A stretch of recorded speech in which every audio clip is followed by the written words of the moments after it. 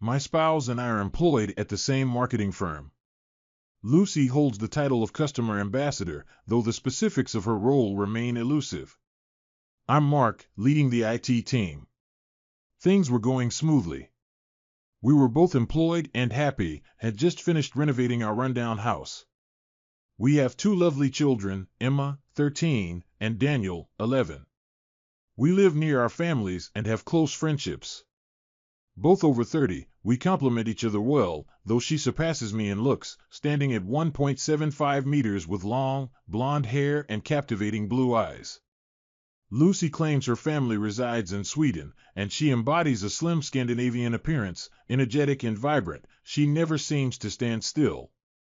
I stand at 1.75 meters tall with sandy hair and prefer endurance sports like cycling and running, resulting in a slim, physically fit physique, albeit not overtly athletic. I was taken aback when invited to a long weekend on a private island owned by one of our firm's clients. Our CEO, Jack Edwards, explained that he, along with his wife Margaret, several directors, and their partners, would attend. Lucy was also invited due to her role as the client's main contact.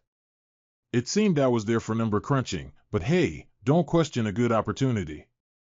Jack emphasized the client's wealth and potential significance to our firm, mentioning an early Friday departure and Monday return on a private charter with all expenses covered. Lucy seemed well informed, having worked closely with the client for months and eagerly anticipating the free weekend. Although I inquired about the plans, she didn't have much information, so I asked about the client.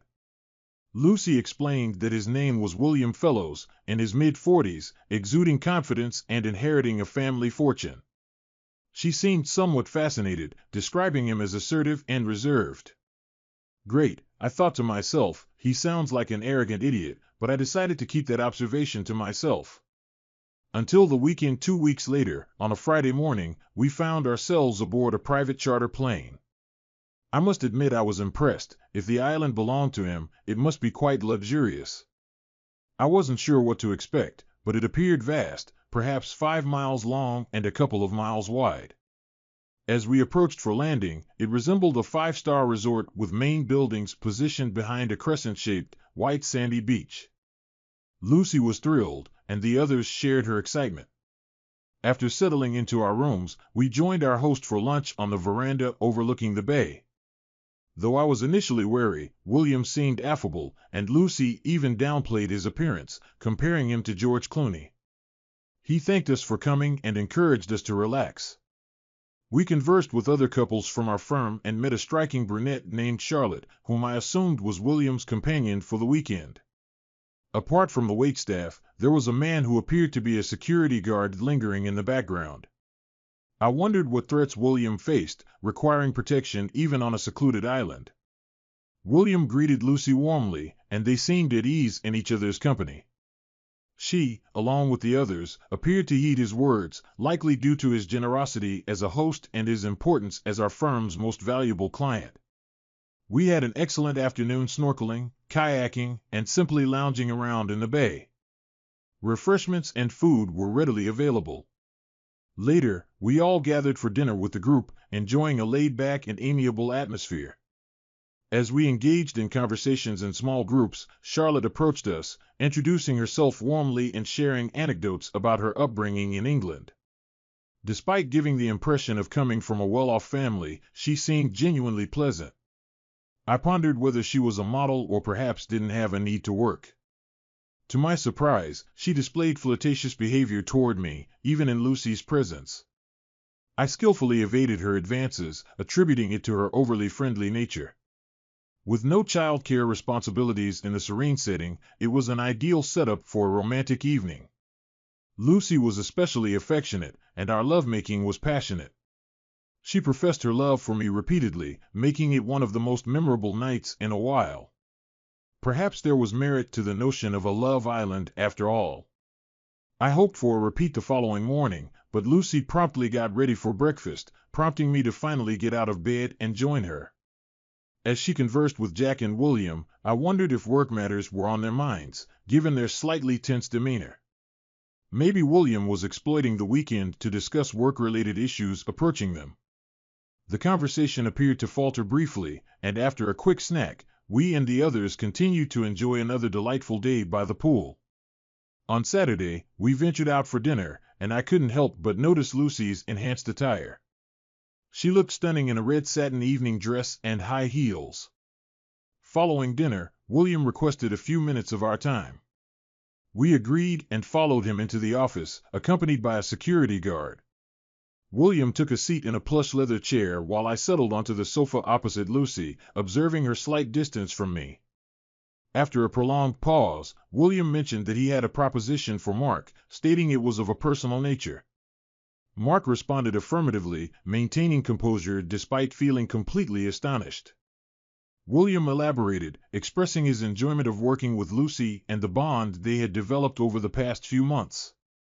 He hinted at a proposal, expressing his desire to spend the remainder of the weekend with Lucy. He offered compensation for her time away from me, proposing to transfer $100,000 into our joint account. I chuckled, assuming it was a jest, and couldn't resist making a quip about his generosity compared to a famous movie offer. However, the room fell silent with no one joining in the laughter. William continued, "Just like in any other business, I'm open to negotiating the price to get what I desire. Plus, Charlotte will be in a tough spot, and I'd appreciate it if you'd agree to entertain her." I glanced at Lucy, anticipating a smile, but instead, she looked concerned. "This isn't a joke, Mark," she said firmly. "William invited me to join him, and I think we should seriously consider this offer." I felt the urge to lash out, but before I could react, the guard was already near. I was taken aback by how swiftly he moved. William pressed on, saying, "I assure you, your wife fully supports this idea. What damage could come from it? We'll all have a great time, and you'll earn a substantial sum of money." Turning to Lucy, I remarked, "Perhaps the difference in price is because Demi Moore didn't settle for that amount." Lucy winced at my comment, but wisely chose to remain silent. My mind raced as I struggled to think clearly, my breathing growing labored. I glanced at the guard, whose demeanor had shifted entirely. He appeared weary, focusing intently on my movements, and with good reason given my strong desire to strike. "William, what's your name?" I asked, my voice strained. "Ex-military, judging by your demeanor. You must deal with this sort of thing often." "Shane, sir," he replied calmly. "I can't comment on this matter, and if you were to attack your boss, I reckon I could handle you." Shane flashed a smile. "Perhaps just to prevent you from doing so, sir." Turning back to William, I retorted, "It's fortunate you brought him along, otherwise, I might have knocked you senseless." William remained unfazed. "Let's not rush, Mark. Much depends on this." Lucy interjected, urging me to think about it, Mark. Just a few days, and the money could change our lives forever. I was devastated. It was evident that Lucy was on board and even instigated this plan. "Tell me, dear," I pressed, "did the offer of money sway you to agree to this?" With no response from Lucy, I continued, "I suspect Charlotte was offered as an added incentive." "Who is she, a fancy woman?" William responded, "Charlotte is a close personal friend of mine. In addition to her wealth, she's an elite escort who only takes contracts that pique her interest. Rest assured, you'll have an extraordinary experience with her." Lucy winced again but offered no defense. "Well, William," I retorted, "you can take your money and shove it up your perfumed rear end." At that moment, Lucy spoke up, revealing her true intentions. She explained to me that it was her decision and emphasized that it was merely about physical lovemaking. She mentioned that both she and William were curious about exploring it with others, assuring me that their connection was limited to mutual liking and wouldn't diminish our love for each other. Lucy expressed confidence that both Charlotte and I would enjoy the experience. Stunned by her words, I gradually understood the gravity of the situation. I expressed to my dear wife that my desire for exclusivity was profound and meant more than she might realize. I accused her of betrayal and conspiracy behind my back, declaring that I could never trust her again if she was willing to engage in such behavior once. Lucy quickly responded, claiming that I was overreacting. She asserted that she had informed me about her intentions and insisted on her honesty. She mentioned that the affair would occur but assured me of her return, promising full devotion afterward. Lucy appealed to my love for her, urging me to permit her this one indulgence. She pointed out potential benefits such as financial gain, vacations, and family experiences. Lucy warned against using our children as an excuse and rejected the idea that money motivated her, accusing me of harboring a desire for the affair. She concluded by suggesting that my honesty would only matter if we reached agreements together, implying that I was aligned with William, whom she disparaged as an arrogant idiot. Lucy continued, stating that she believed the mention of money and Charlotte was only because she hadn't expected me to agree. She admitted that she still didn't agree, even with the offer of money. She confessed that she wanted to experience something different and was drawn to William, but she believed it shouldn't injure our relationship. I expressed my reluctance to change and questioned whether she believed this course of action was superior. I inquired if she had already made her decision, even going as far as dressing for the occasion. She warned me not to resist, indicating that I wouldn't appreciate the consequences. Confused, I asked for clarification on what she meant. She replied, suggesting that I wouldn't benefit from fighting against her wishes or seeking a divorce, as it would result in losing everything. She warned me that my home, children, and even my job would be endangered if I resisted, implying that accepting the situation would make everything easier. She mentioned seeing me the next day and assured me of her love and exclusivity. Feeling suffocated, I knew I had to leave before losing control. Struggling to breathe, I stood up and made my way to the door. Despite Lucy calling my name, I continued moving. In the hallway, Charlotte approached and embraced me, offering reassurance. I turned to her, acknowledging her presence. "Who are you? A damn consolation prize." She walked away confidently. I continued walking and eventually reached outside, but I didn't feel well. I heard footsteps behind me and was disappointed to see it was Shane, not Lucy. "Listen, Shane, you just need to leave me alone." "I'd love to, but I need to ensure you don't do anything rash." "Do you have any thoughts because I'm out of ideas?" "Mark, you don't look too good. Just sit against the wall, pull your knees up, and focus on taking long, slow breaths." Feeling weak, I lacked the strength to argue. It felt like an eternity, but it was probably only a few minutes before I calmed down. I noticed Shane sitting beside me.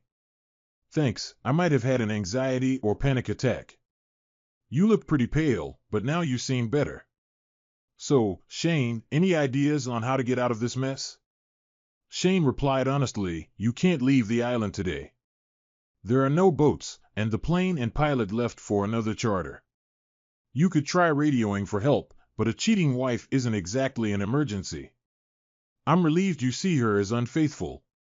She doesn't seem to grasp it, and I'm starting to doubt myself. What should I do? I can't even confront him now because of you." "Yes, sorry about that. I'd step aside, but it did ruin my career." After a pause, Shane suggested, "Think about your next move and come up with a plan. Whatever you decide can wait until Monday. It's like in the army, strategize, keep quiet about your intentions. The problem is I'm clueless about what to do. They seem to have everything figured out, and I'll just have to endure tomorrow and Monday while you babysit me." After a pause, Shane continued, "There's a cargo ship arriving early Monday. You could hitch a ride if you want to avoid the plane with everyone else leaving. They can't stop you. No one wants to be accused of kidnapping. I can even accompany you. This deal is losing its appeal. I don't like being on the wrong side, even if it's well-paying." "Okay, that's helpful. I just need to get through tomorrow. How about we go hiking around the island tomorrow morning to distract you? And think about Charlotte. She seems nice, and you've got nothing to lose. If you don't want to go back, you can crash in one of the booths tonight." "No, I think our room is empty.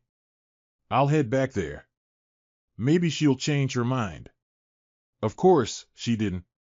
Surprisingly, I fell asleep, probably from exhaustion. The next morning, I changed into my workout clothes and hurried downstairs, hoping to avoid everyone and go on my hike with Shane. Unfortunately, the dining room fell silent as soon as I entered. I quickly grabbed some fruit and heard murmurs of reassurance that everything would be fine. Then CFO John Cousins approached with his wife. "Look, Mark, we've all been through this. Just go with it. It's not personal.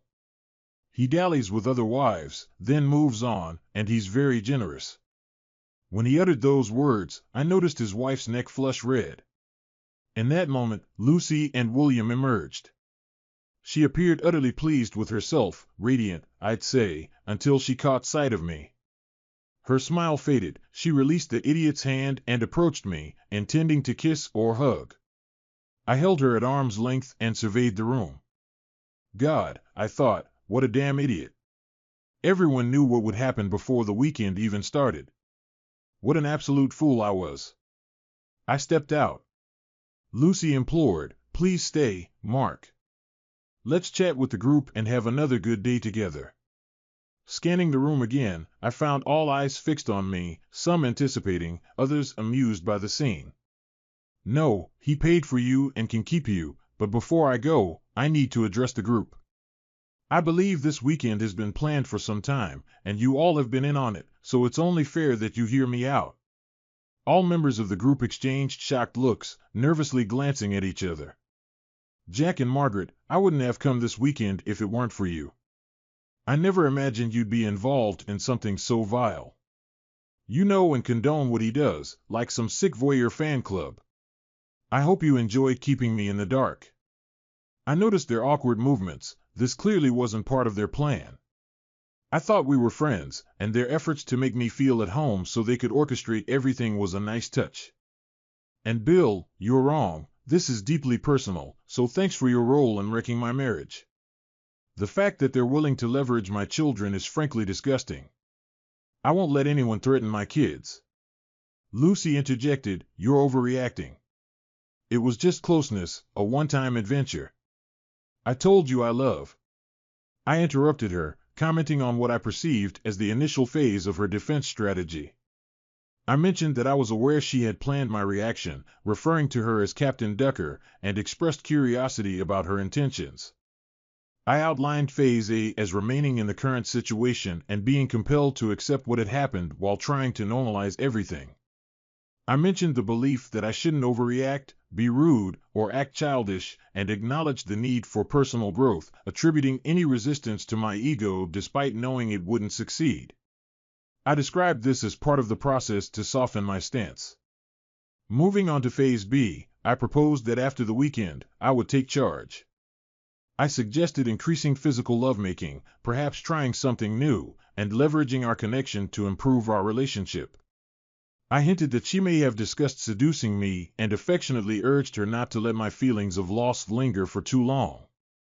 I described Lucy's nervous glance at William, indicating that my comment had affected her deeply. She mentioned the money he had offered and suggested using my earnings from prostitution to take the children to Disneyland, causing discomfort among some present. She outlined a potential Phase B if our conflict persisted, referring to a seed planted the previous night, suggesting that allowing her desires was a test of my love. She acknowledged my 15 years of devotion and emphasized that this was just one night for me. She admitted that it might weaken her resolve, but questioned what she would gain after 15 years of devotion if treated poorly. She expressed doubt about the effectiveness of the plan and suggested I give her time to cool down. She predicted that in about a week or two, I would likely be found drowning my sorrows at a bar, followed by her seeking forgiveness, which she referred to as Phase D. She questioned whether I truly regretted my actions and realized the depth of the hurt caused. She speculated that I wouldn't have pursued it if aware of the pain it would cause. She suggested I would profess love, beg, and cry, but expressed doubt about the effectiveness of this approach due to my public displays of affection with William. She concluded by stating that Phase D wouldn't work and hinted at the necessity of a backup plan. She referred to Phase D as threats, suggesting that she would take all the money, the house, and turn the children against me. She hinted at the possibility of losing my job and speculated about William providing top-notch lawyers for her. She described potential consequences of me ending up sad, broke, and alone, even suggesting the threat of moving in with him and living happily ever after with our kids. This last statement prompted a reaction from William, indicating his reluctance to such an idea. Lucy finally found her voice. "It's not such a big problem," she began. "Why don't we just relax and give ourselves time to think? This is phase A, Lucy. We've been through this," I said firmly. "So why don't we save everyone time and move on to the end result?" That's what I pondered last night, and my conclusion is that everyone, including the kids, would be better off if we divorced. It's much healthier than living in an unhappy home. In the end, it was clear that neither of us could find happiness in the midst of this turmoil. I asserted that despite any attempts to prevent me from seeing my children, I knew I was a good father, and ultimately that's what mattered. I expressed doubts about receiving support from her family and friends once they learned of her actions. Money was never my priority, it had always been about her. There was a moment of stunned silence among everyone present as I questioned if anyone had more tricks up their sleeves or if I had missed anything. When there was no response, I addressed Jack, stating that he could keep his job, but I would see him in court for wrongful termination, as my job depended on having my wife as a client, which seemed to be the underlying reason for the situation. With that, I left, and the room fell silent. Shane followed me as usual. As we exited, Shane chuckled, "Well played. Looks like you took to heart the advice of keeping the plan to yourself." I couldn't help but smile. "Yeah, seems I botched that idea." Shane actually laughed as we left the building. "Good thing you stuck to civilian life. You'd never have cut it in the army anyway. Let's go." Shane grabbed his backpack and set off at a leisurely pace up the coast. After a mile, I struggled to keep up and began to wonder if it was a mistake.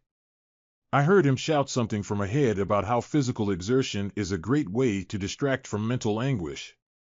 My burning muscles and lungs seemed to agree. The scenery was awe-inspiring, and Shane proved to be excellent company. He transitioned from inquiring about me to sharing amusing anecdotes from his days in the British Army. We spent hours exploring the island's northern region, tracing the coastline and ascending to a central peak. When Shane proposed jogging downhill for our return, I struggled to keep pace, suspecting he slowed down either to assist or tease me, depending on one's perspective. By noon, we were back, and while I was gasping for breath, Shane, a former physical education instructor, assured me of my decent fitness level.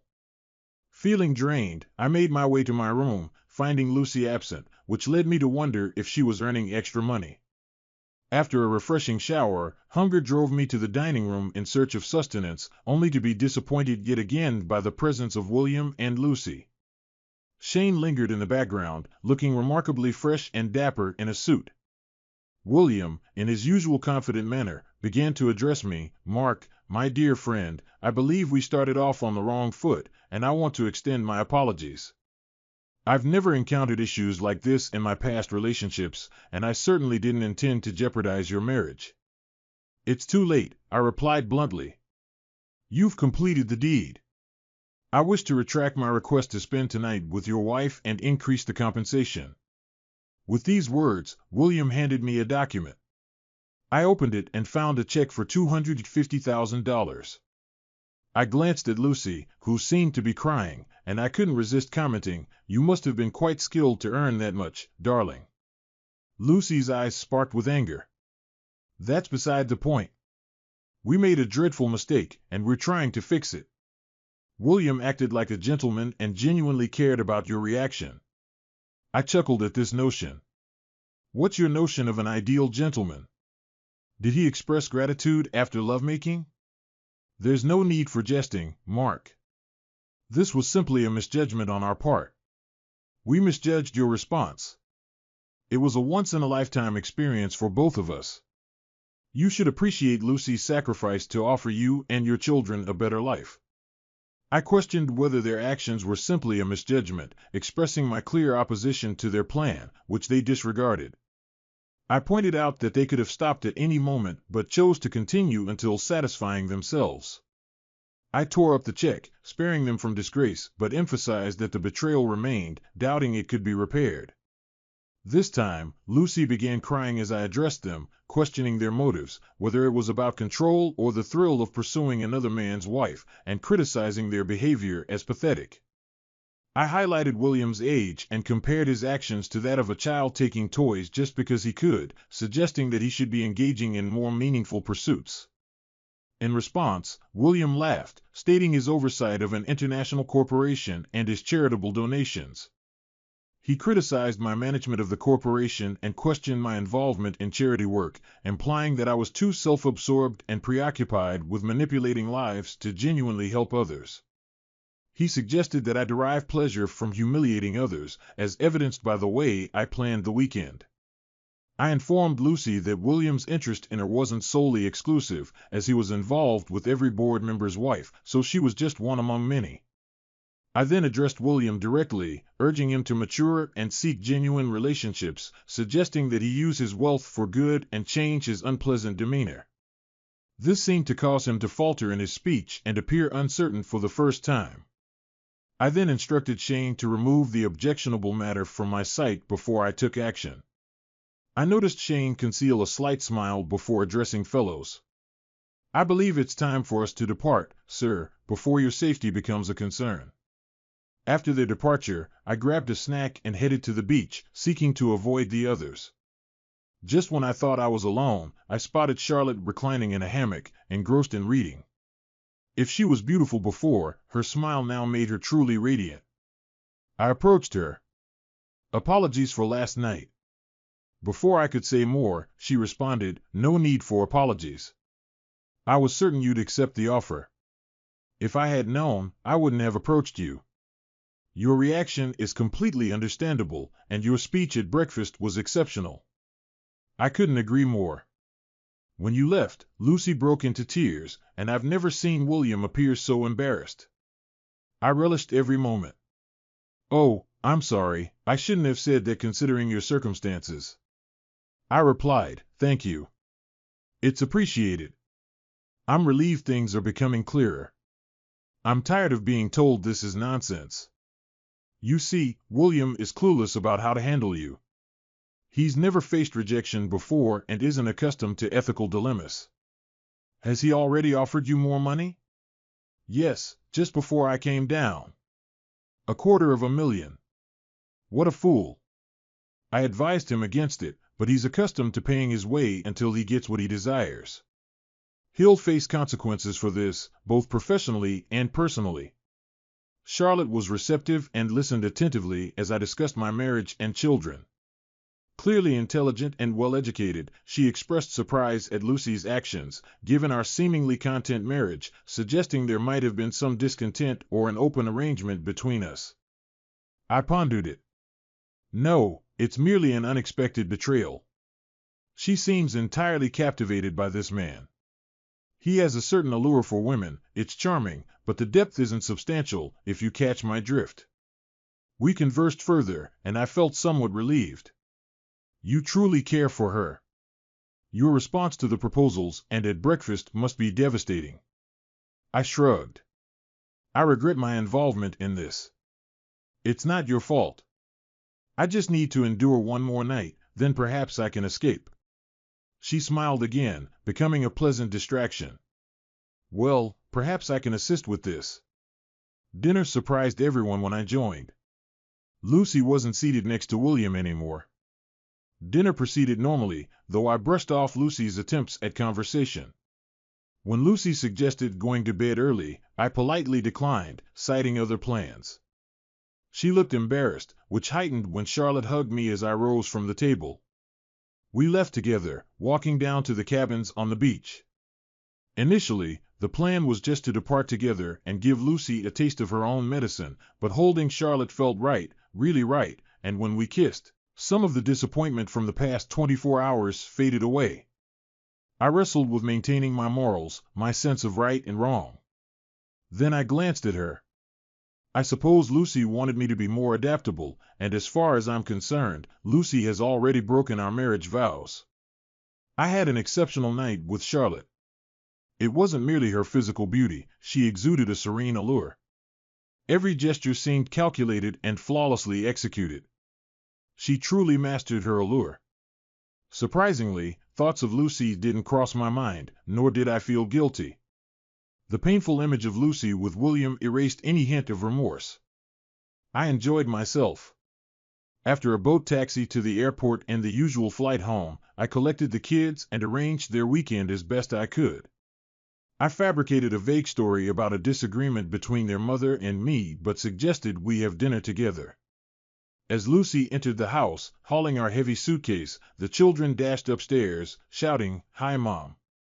Lucy smiled. "Dinner sounds good. Give me a few minutes to freshen up." "I'd prefer if you didn't, Lucy. Like you said, I'm uncertain how much time I'll have with them, so I'd rather we go alone." Lucy, upon meeting William, I felt an immediate connection. He exuded charm, confidence, and strength reminiscent of old movie characters. It was odd that later in Mark's presence, he seemed different. Flirting led to lunch, then dinner. It was exhilarating, dizzying even. After dinner, his goodnight kiss nearly melted me, but I was resolute not to cheat and informed him as such. William mentioned his past open relationships, making me wonder if Mark might be open to it. When he proposed the idea, I thought the money would justify it. Jack supported me, and we began planning for the weekend. The weekend started off wonderfully. I had a fantastic time with Mark and nearly abandoned the entire plan. If only I could.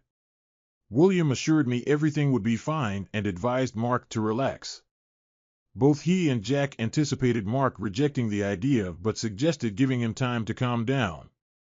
Mark's reaction was completely unexpected and upended our plans. The most surprising thing was his apparent illness. Although I wanted to chase after him, William reassured me that everything would be okay.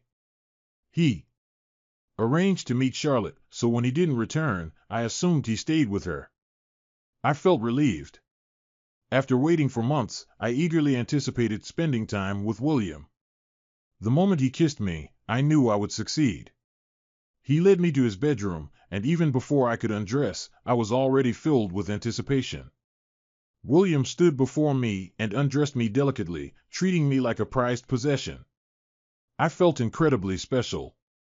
Despite his age, he was remarkably fit, and I wasn't disappointed by his physique or his masculinity. When I reached out to him, William pulled back and began kissing my entire body, exploring every inch. Gradually, he assessed my reactions and responded, seemingly understanding my desires perfectly. My first climax came quickly, thanks to his skillful touch. Upon regaining awareness, he rose and initiated a passionate kiss. His expertise in lovemaking left me in awe as waves of sensation enveloped my body. I was now completely consumed by desire as he intensified his rhythm. As the next climax approached, William kept pace with me. Eventually, we both found solace in each other's embrace. In the middle of the night, confusion engulfed me as I mistakenly believed I was with Mark, only to be startled by another man beside me. Feelings of guilt and concern for Mark's whereabouts flooded my mind. Evidently, I had disturbed William, prompting him to wake and reassure me with a kiss, alleviating my guilt. The following morning, as I attended to my morning routine, William approached me from behind, exuding insatiable desire. Returning to bed, we held hands before I took charge, straddling him enraptured by the passion and ecstasy reflected in his expression. Once again, our passion culminated in a final climax, fulfilling my every expectation and leaving me elated. Thanking William for the wonderful night, it felt natural to intertwine our hands as we descended the stairs to the dining room, eagerly anticipating another night together. However, when I glanced at Mark, everything unraveled. Swallowing my panic, Mark's explosive outburst disrupted everything. It became evident that he hadn't slept with Charlotte. Despite my preparations for his departure, I was unprepared for his unexpected anger. His cold rage was unsettling as he systematically dismantled my arguments with logical precision. Despite William's support, Mark's swift rebuttal left me wavering. After his departure, I collapsed into tears, and for the first time, William appeared uncertain. Upon regaining consciousness, I attempted to locate him to no avail. Jack and William then suggested halting everything by offering more money. When we later presented Mark with this offer, I was astonished by the outcome. William's once commanding presence had dwindled so significantly that he appeared trivial. Previously, his authority was such that I unquestioningly accepted his every word, but now it was undermined to the extreme. Despite his assurance that we could enjoy ourselves without jeopardizing my marriage, this plan disintegrated, leaving me uncertain about everything. I then erupted into an irrational fury, assuming I would extend my stay on the island for enjoyment. However, Jack's calm yet cutting response caught me off guard. "Don't be foolish, Lucy. If you want any chance of saving your marriage, seek forgiveness. Your words must be genuine and sincere." He doesn't seem inclined to change his mind. Personally, I couldn't disagree with anything he said during breakfast. I was even more startled when Jack informed William that things would never be the same again. He went on to affirm Mark's decency and argue that he didn't deserve any of the trouble we caused. William, he suggested, should heed his advice and mature. I was astounded to find Mark at the evening dinner. Despite my attempts to engage him in conversation, he simply ignored me. His departure with Charlotte left me devastated. Although I considered chasing after him, what could I say? After all, I had essentially encouraged him to leave and spent much of the trip rationalizing casual encounters. I felt enraged and betrayed, especially upon recollecting my own past actions with Mark. The fact that our actions were premeditated and widely known only intensified my feelings of guilt. I couldn't help but think I deserved it, perhaps hoping that mutual indiscretions could salvage our relationship. The flight back sans Mark made me realize the dire state of my marriage, as he had found a way to leave the island ahead of us. I had never properly conversed with him following that incident. The gravity of my actions began to sink in, and waves of guilt overwhelmed me. I rationalized about the money. Who would turn down such an offer? My tears became uncontrollable sobs, verging on hysteria. Jack and Margaret grew increasingly worried about my well-being. Upon returning home, Mark was present but declined to have dinner with me and the kids. I nearly held it together until they departed, then I broke down in tears once more. Being excluded from the meal felt like an ominous foreshadowing of my future. When I regained composure, I struggled to anticipate what to say when Mark returned. The dilemma was that everything I thought of echoed what he had already expressed, and I felt embarrassed to seek advice from my mother or friends. Upon arriving home, the kids retreated to their rooms, engrossed in their usual video games and phones. I observed Lucy in the kitchen, feeling a sense of unfamiliarity. She approached me, almost whispering, "Can we talk? I mean, really talk?" I shrugged, thinking that we should address this eventually, so why prolong it? "I'm sorry, Mark. I assure you it was just a one-time thing, and I'll be yours again, faithful as before the weekend. I did it for the money. It could change our lives as a family. I did it for us. You did it for yourself. We were fine, money wasn't an issue. You couldn't wait to jump into his bed. You must have enjoyed the fancy dinner in closeness. Overall, everyone had a good time. You're overreacting. It shouldn't mean anything. You really should skip the excuses, Lucy. It's nonsense, and you know it. This wasn't casual, it was a premeditated betrayal, arrogant, selfish, all those traits I detest. And now I loathe you. So you did the same to that woman?" "No, I didn't. I sought revenge because nothing seemed to penetrate your indifference. You couldn't see how it affected me. I wouldn't have even considered it if I had a faithful wife, and I hope it stings, really stings, so you might understand my pain. Only I didn't scheme this in advance, making myself look like a fool to everyone else. Speaking of which, how long did your secret scheme take, and was this your first time with him?" Her eyes widened. Then she seemed to grasp that this was a genuine and reasonable inquiry. It marked our inaugural dinner, and I sensed his interest in me. Jack and Margaret seemed to be probing, subtly asking if I was intrigued. The four of us dined together, and for the first time in my marriage, I felt a stir of attraction toward another man. His self-assurance was captivating. Knowing it was wrong, I resisted vehemently, avoiding an affair. Then William floated the idea of broaching the subject of opening up our relationship with you, engaging your thoughts on change. We briefly discussed it one evening, but it was evident you wouldn't consent. Then he proposed this plan, thinking the money would sway you. As the trip neared, nerves set in, and he suggested inviting Charlotte to ensure your agreement. Though I wasn't keen on the idea, by then, I simply wanted it to unfold. I thought even if you didn't wholly endorse it, we could bounce back. But at breakfast, you shattered these notions, and I began to grasp the consequences of my actions. Was it worth it? Lucy sighed. No, definitely not. I got swept up in the moment and heeded his words. I never intended to hurt you. Oh, so unintentional pain. Straight to phase D. You seem to be enjoying this. Your energy during breakfast said it all. Now you're just telling me what I want to hear. Sorry, the honest answer is yes. I enjoyed it. He was good. It wasn't about being bigger or better, just different. It was exhilarating, a new thrill, and I was captivated by it. He's very experienced and skilled, but it was a one-time thing. Please don't abandon us and break up our family over a single mistake. I found myself smiling wryly. Funny, that's exactly how I describe what you've already done, shattered our family over a one-time act. It's all on you. You're right. It's all my fault. I'm deeply sorry. I love you with all my heart.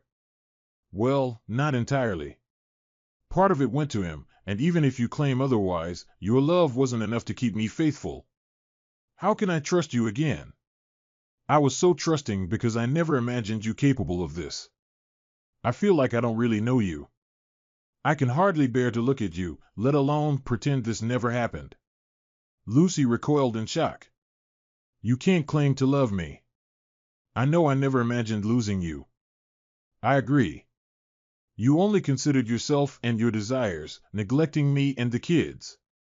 But sometimes love isn't enough. I stated that I tried to calm down and steer away from scoring points or escalating the argument. After a long pause, I continued addressing Lucy. I mentioned that even if we decided to stay together and ignore the issue, things would never be the same. I emphasized that she had shattered the trust and sense of care we once had for each other, adding that she knew this more than anything. I reminded her that we cared about each other and the kids and didn't want anyone else to get hurt. I expressed my disbelief that she could hurt me like this. She expressed her love for me and admitted to making a colossal mistake, stating her willingness to do anything to rectify it. However, she disagreed with the idea of getting divorced just to appease me, mentioning that I broke her heart and threatened her actions, which she believed were not indicative of true love. Lucy stared in silence, stunned, unsure of what else to say. We need to discuss the children. I believe kids are better off in separated families than in dysfunctional ones, so from that perspective, divorce seems like the best option. I agree you should have custody, but don't try to prevent me from seeing them. It's for your benefit too. They listen to me. You're not very good at setting boundaries. I furrowed my brow at the irony of her statement. And they're already testing you. It's better for you and for them if I remain in their lives. Lucy shrugged. Seriously, Lucy, regardless of what happens, don't keep the kids from me. Don't alienate me. I'm not a bad father. I treat them well and love them dearly. You haven't seen me angry yet. I'll fight you tooth and nail, spend all our money on lawyers, and we'll tear each other apart in the process. She nodded. I'd never do that. You're a wonderful father, and they need you. They'll want you to keep taking them on trips and coaching them in all their sports. I turned to her, surprised by the first comment where I felt she wasn't trying to manipulate me or justify her actions. Be careful, Lucy. You're seriously pushing Phase D. Even though you know who I am, why do this? I can't help but think you secretly wanted us to split up. Lucy urgently expressed, God, never. There's no excuse for this. I became selfish, convinced I could gain something more. It felt like I could somehow hold on to you. Why didn't you stop me that night and just leave? Reflecting on the situation, I mentioned finding it hard to breathe and needing to leave. After that, nothing seemed to matter much anymore. The fact that she pursued another guy at any cost meant I had already lost her. I suggested that the conversation ended us long before she ended up in his bed. Perhaps it was all over when she first started planning everything. She spent weeks talking to him and getting ready. Letting her go and not trying to stop her made it easier to accept the end. I emphasized that there was no turning back. That was the beginning of the end. The marriage crumbled in less than 4 days. We divorced, thankfully without needing counseling. I think Lucy didn't want to justify her actions. It's a shame, in a way. I hoped a professional could help her see how wrong she was. She did keep one promise, though, and in the end, we split time with the kids about equally. She even confessed to them that everything was her fault without getting into specifics. They were old enough to understand and often chose for themselves where to stay. They were at that age when parents became famous as taxi drivers and loan sharks. I might be biased, but I think they're great kids and handled the breakup remarkably well. Children can be surprisingly resilient. As per the divorce terms, Lucy could keep our house until the kids came of age, then sell or buy it. But I still wanted it for the children. It allowed them to stay in the same school. Luckily, it paid off. By the time the kids went to college, real estate prices had soared. Lucy had to buy out my share, and it turned out to be the best investment of my life. How could she afford it? Well, we split $250,000 in the divorce. Like with Charlotte, I couldn't claim the moral high ground. What can I say? I'm a practical person. Either way, it seemed like a small price compared to the cost of the marriage and our once happy life. I left my job, received a payout to avoid the embarrassment of a tribunal, and started my own web design business. Lucy kept trying to reconcile, but I wasn't interested. So, was ending the relationship the right choice? It was messy, and there were no winners. But the dire threats and consequences never materialized. I wasn't going to forget or forgive that night.